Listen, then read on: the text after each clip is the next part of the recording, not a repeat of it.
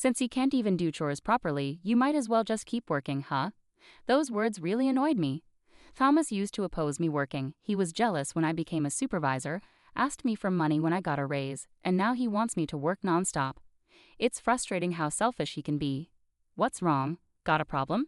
If you do, then do whatever you want, Thomas replied, seeing I was upset, with a look that said, fine, I'll do whatever I want to.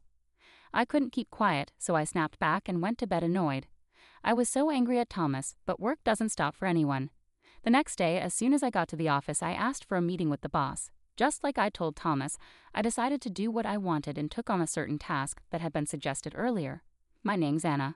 I'm 30 years old and I married Thomas, who's also 30, about 3 years ago. We haven't had children yet, so we're both working hard and earning money. In the past, people used to expect women to stay home after marriage, but things are different now. Even though we work at different companies, we both have full-time jobs and share the household tasks. Thomas usually handles laundry and cleaning while I focus on cooking meals. Since we got married, I've been trying to cook delicious meals that Thomas enjoys. At work, I work hard to match the performance of my male colleagues, and recently I was promoted to supervisor. Being a supervisor means I have more work to do, both in quantity and quality. However, Thomas, despite being a coworker, didn't try to understand my situation. One evening at dinner, Thomas said, "Didn't we have this for dinner yesterday? Your cooking seems a bit careless these days. Please put more effort into it." Thomas is still in a lower position, not a supervisor like me. Maybe he felt jealous that I got promoted before him. Instead of being happy for me, he started complaining every day. Even though I have less free time now, I still make sure to do my part in household chores, I thought, understanding that Thomas's complaints were rooted in jealousy, so I had to remain patient.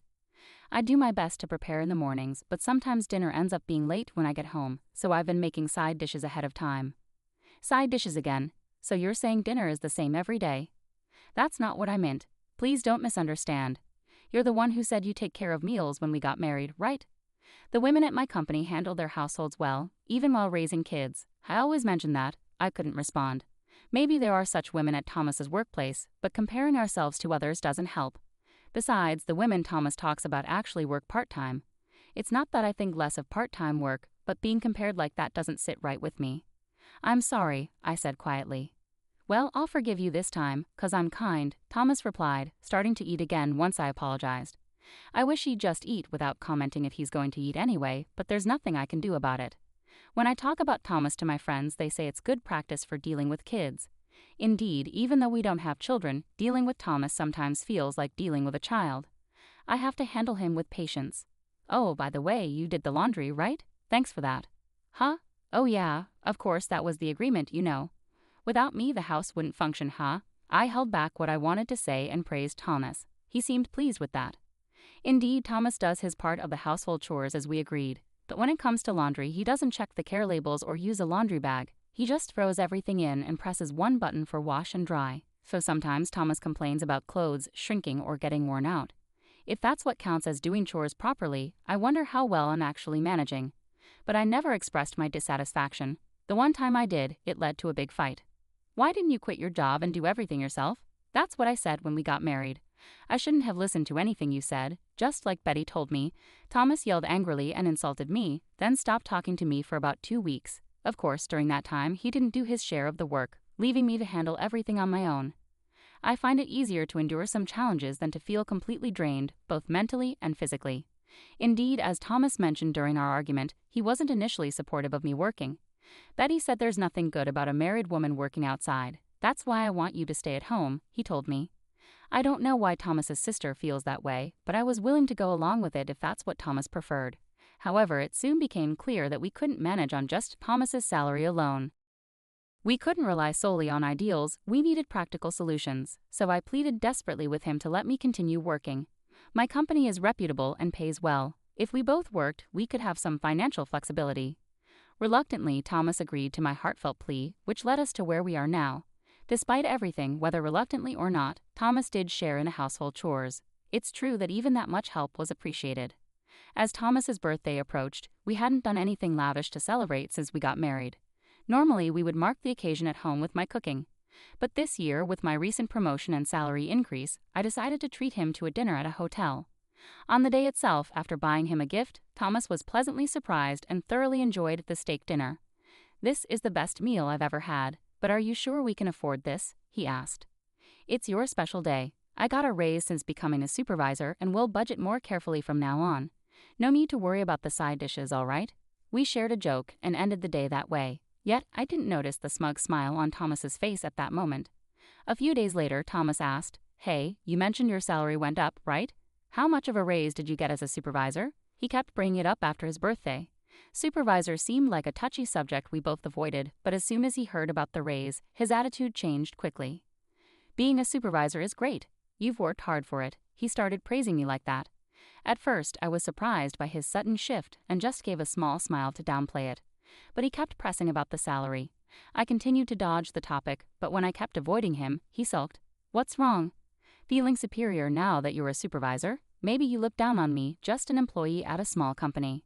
It was just a treat for your birthday. We're not wealthy, so let's not keep talking about money." I finally snapped, and that stopped his persistence. But it was clear Thomas was fixated on my income. If I had known it would lead to this, maybe I wouldn't have become a supervisor or celebrated his birthday. There was some regret, but it wasn't all bad. Since becoming a supervisor, I've been given an important project. Even though it means more work, Thomas has been supportive. "You're a supervisor and busy with work. I'll do what I can," he said, even preparing dinner, even if it was just frozen meals. Despite his focus on money, his effort made that birthday special, perhaps. Later, when the project settled down, Thomas asked eagerly, "So you've been busy, you must be getting a special bonus, right?" I was taken aback by his question. "No, why would there be a bonus?" I replied wearily, surprised. Then Thomas erupted. "Months of overtime and no bonus. What was the point of me helping then? What a lousy company." I didn't have the energy to argue back. Is there supposed to be a deeper meaning behind a couple's cooperation? The idea of him criticizing someone's company was hard to believe. That was the moment I couldn't hold back anymore. "What I meant was, I appreciated your help, but is this what you really think?" I responded, and Thomas fired back. This led to a heated argument. "Enough, let's stop. I'm tired and going to sleep," I said, ending the conversation abruptly. After that, I couldn't bear to look at Thomas for a while. Sometime later, I had to go on a business trip. We hadn't spoken since the argument, but I needed to inform him since I would be away. "I'll be gone for 2 nights and 3 days on a business trip. Please take care while I'm away," I told him. However, perhaps still upset, Thomas didn't respond. Without resolving things, I left for my trip. Busy with work for 3 days, I found myself wondering about Thomas during my breaks. Was he eating well? I worried, but my pride stopped me from reaching out. Being apart helped me calm down, and I planned to apologize upon my return. When I returned after 3 days of work, I brought back some tasty souvenirs and headed home. "I'm back," I announced upon entering, but something felt strange right away. There were many unfamiliar pairs of shoes by the door, and the scent of cooking filled the air, not the usual frozen meals, but the unmistakable aroma of home-cooked food. Thomas can't cook, I thought, rushing into the living room. "Oh, Anna, welcome back," Betty greeted me. "What are you doing here?" I asked, surprised to see Thomas's sister, Betty, in our kitchen. As I glanced around, I noticed Thomas's niece, Lisa, lounging on the couch as if she belonged there. It didn't seem like a casual visit. It looked like they had moved in. Even the couch seemed new, not the one we had before my trip. I stood at the living room entrance, completely bewildered by the scene unfolding before me. "Dinner will be ready soon," Betty said casually, while I continued to stare at her in disbelief. I walked over to Thomas, sitting in a chair in the living room, and asked him, "What's happening, Thomas?" "It's a big decision to live with Betty and Lisa now. The move is already done," Thomas said casually, acting like it was the most natural thing. "That's what's happening, so let's all get along," Betty added with a smile. But I couldn't find it in me to smile back. Moving their stuff in without asking, deciding to live together without discussing it first. "Hold on, you can't just decide this on your own," I protested. "What's the issue? You're always too busy with overtime to handle housework anyway. It's easier if we live together and Betty takes care of things," Thomas retorted to my objections. Betty had Lisa when she was 20 and got divorced a few years later. Since then, she's been a single mother raising Lisa, who is now 18, all on her own. I knew this, and I knew Thomas cared deeply for his older sister, Betty, but I never expected it would lead to us living together. "Come on, Anna," Betty said confidently. "Nice to meet you," Lisa murmured quietly. My head was throbbing, but I couldn't accept the situation silently. "I'm sorry, but I can't live with all of you," I said firmly. However, Thomas laughed at me as if it were a joke. "Why not? Since you can't even handle housework properly, you might as well keep working, right?" His words irritated me. It was Thomas who initially opposed me working, jealous of my promotion, then relied on my salary increase. And now he was telling me to keep working. It was unbelievable and selfish. What's the matter? Got a complaint? If you do, then do whatever you want, Thomas retorted with a frown, sensing my irritation. Fine, I'll do whatever I want then. But I was the one who wanted to be angry. I couldn't keep quiet, so I told Thomas how I felt. After that, we didn't speak, and I went to bed. Betty and Lisa apparently decided to give up their own place and moved into our home, bringing their bed with them. They turned the room that was supposed to be for our future children into their room without asking me. I felt more sadness than anger. But work couldn't wait. The next day, as soon as I arrived, I asked for a meeting with the director. I decided to take on a task that HR had proposed earlier. That's wonderful. I appreciate you taking it on. It's a great opportunity, so I'll give it my all, I promised the director, fully engrossed in my work. I found it more comforting to be at the office than at home. Unable to forgive Thomas, a few days later he messaged me, "Hey Anna, how long are you going to keep sulking? Just come back already." I had been going home, but only when everyone was asleep, leaving before anyone woke up.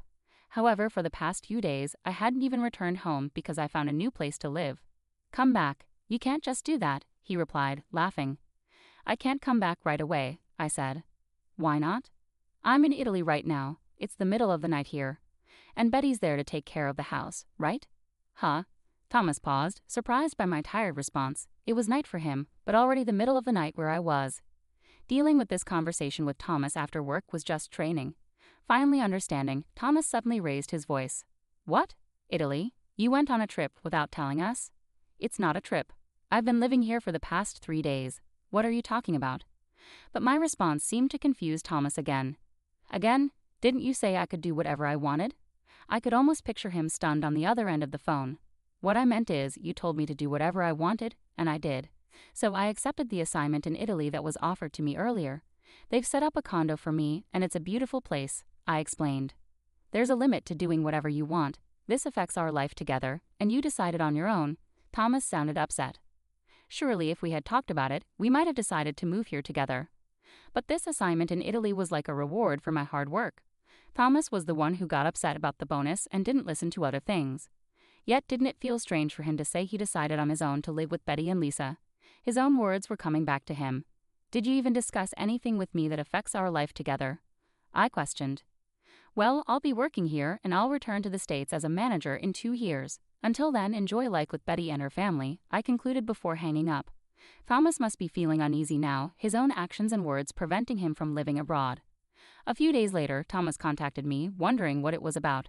I answered, and he sounded cheerful. "Guess where I am?" "I don't care. I'm working. I'm hanging up," I replied dismissively. "Believe it or not, I'm in front of your condo," he said. "Huh?" I was surprised by his words. He had called my work to get my address, claiming it was necessary for some procedures, and using that address, he had come over on his own. "What about your work?" I asked. "I took some time off and yep, I'm here too," said Betty's voice over the phone. Why she had come too was beyond me. I was exasperated. "So we're both waiting out here. Hurry home," said Thomas. "Both? What about Lisa?" "Lisa has a test, so she couldn't come," Betty said casually, leaving me astonished once again. "Is that so?